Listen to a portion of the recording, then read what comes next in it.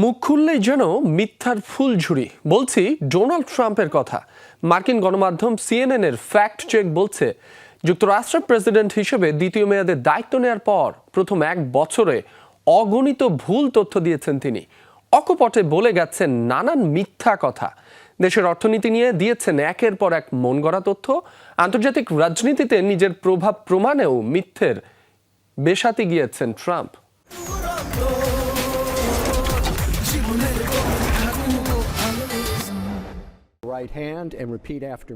দ্বিতীয় দফায় হোয়াইট হাউসে ফেরার 1 বছর পূর্ণ করে ফেলেছেন ডোনাল্ড ট্রাম্প। একের পর এক বিতর্কিত কর্মকাণ্ডের জেরে মার্কিন প্রেসিডেন্ট বছর জুড়েই ছিলেন আলোচনায়। মিথ্যে বলার কুখ্যাতি আছে তার। ভুল তথ্য উপস্থাপন আর অসত্য বলা অব্যাহত ছিল 2025 সালেও।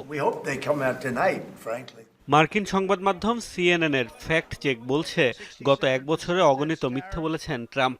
অর্থনীতি থেকে শুরু করে বিশ্ব রাজনীতি, মোটামুটি প্রতিটি ক্ষেত্রেই রয়েছে তার মনগড়া তথ্য দেওয়ার নজির।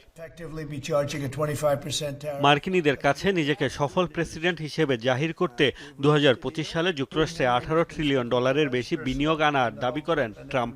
অথচ হোয়াইট হাউসের ওয়েবসাইট বলছে, গত বছর 10 ট্রিলিয়নও বিনিয়োগ আসেনি দেশটিতে। ট্রাম্প ওষুধসহ সব পণ্যের দাম কমেছে বললেও সিএনএন বলছে, বাজার পরিস্থিতি বিবেচনায় সেটি ডাহা মিথ্যা।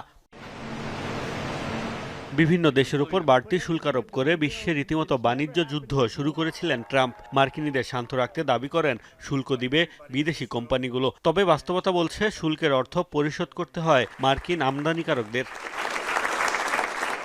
আন্তর্জাতিক কূটনীতি নিয়েও কম মিথ্যে বলেননি ট্রাম্প। বরাবরই 8টি যুদ্ধ বন্ধে কৃতিত্বের জন্য নোবেল শান্তি পুরস্কার চেয়েছেন তিনি, যার মধ্যে ইথিওপিয়া মিশরের মধ্যে সংঘাত বন্ধের দাবিও রয়েছে। অথচ কূটনৈতিক উত্তেজনা থাকলেও এই দুই দেশের মধ্যে গত বছর কোনো যুদ্ধই বাধেনি। এমনকি রাশিয়ার সাথে ইউক্রেনই আগে যুদ্ধ শুরু করেছে এমন কথাও বলতে শোনা গেছে ট্রাম্পকে। অভিবাসন ইস্যুতে কঠোর অবস্থানে সাফাই গাইতে অনেকবারই রিপাবলিকান এই নেতা দাবি করেন, বিভিন্ন দেশ কারাগার উন্মুক্ত করে কয়েদিদের পাঠাচ্ছে যুক্তরাষ্ট্রে। যদিও এই মনগড়া বক্তব্যের পক্ষে কখনোই কোনো তথ্য প্রমাণ দেননি তিনি। মোস্তফা মাহমুদ, যমুনা নিউজ।